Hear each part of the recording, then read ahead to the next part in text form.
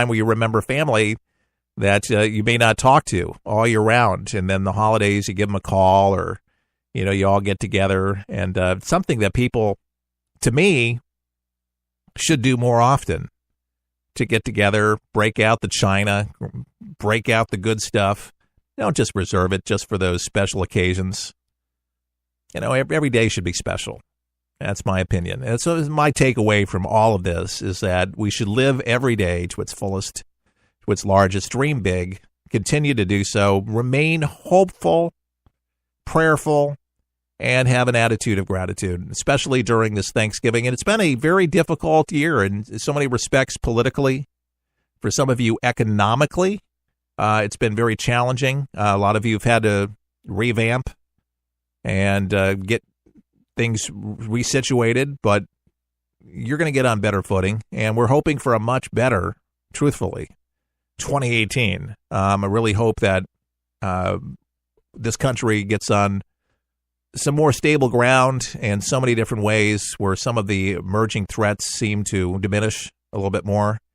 But a reminder, over the holiday, Thanksgiving, Christmas, New Year's, there is the threat of terrorism in our country, and most of our biggest cities are on high alert because ISIS has threatened holiday spectaculars on their Inspired magazine, encouraging these particular attacks during the holiday weekend. So just be vigilant when you're out there. We're still here in Tampa, scratching our heads, wondering how this killer, we have a serial killer here in Tampa on the loose, terrorizing a section of Tampa known as, what is it, Seminole Heights? Yeah, that region. And it's just, it's undaunting. There's got Florida Highway Patrol officers up and down that. They still haven't caught this guy. And he's killed 4 people. I mean, I guess the police presence hasn't, but the guy knows the neighborhood. He can get in and out and eludes them. Hopefully, what they're hoping is that this guy just makes a fatal error. He makes a mistake. But that's what people are thinking all in that general area of, God, where is this guy? Because he's on the loose. They haven't caught him. And so the chief, but he's resounded. They got a huge, $100,000 plus?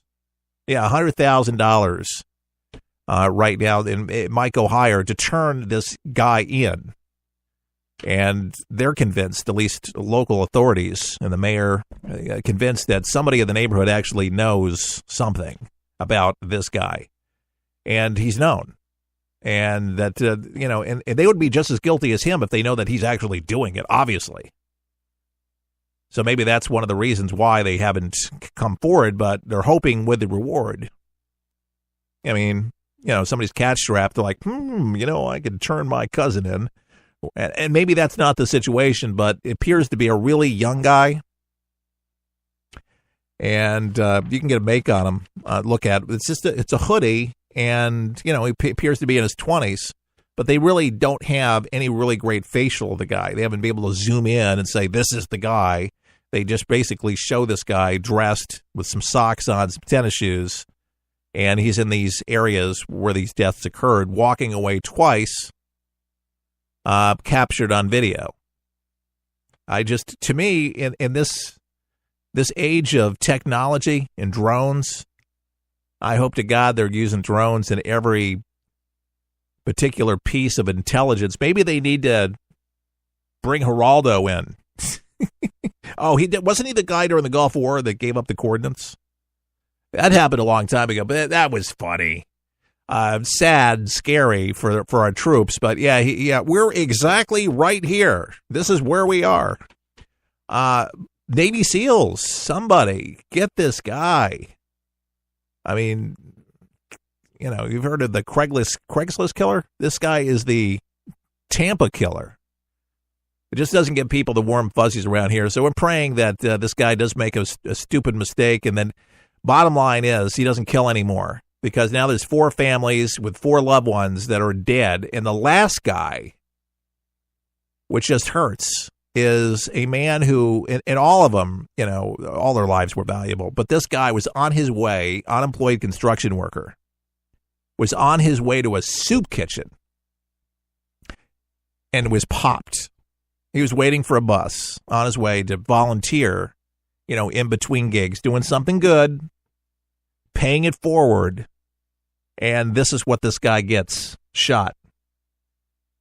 Well, at least he was about doing good. He was doing something. And maybe that's what all of us should be doing anyways, is doing something good for one another. So if there's a way that you could pay it forward for somebody, like that lawyer swoop here down the street that gave out over 1,000 turkeys, no questions asked, people lined up, and it was a beautiful thing, and they do it annually. And there's a lot of churches and ministries and people that do it, but maybe you give a turkey, maybe you volunteer and give something to somebody, to a family that actually needs something, and make your Thanksgiving a little bit brighter. And even though you might be having a tough time, you know that you're doing something great for somebody else. And if we all did our part, it literally would be a happy Thanksgiving. Just a thought. Keith Allen, For the People, thanks for joining us today. Wish you a happy Thanksgiving. And if you'd like to become a member of For the People and support us, our website's forthepeopleshow.com. That's forthepeopleshow.com. All the best. May God bless.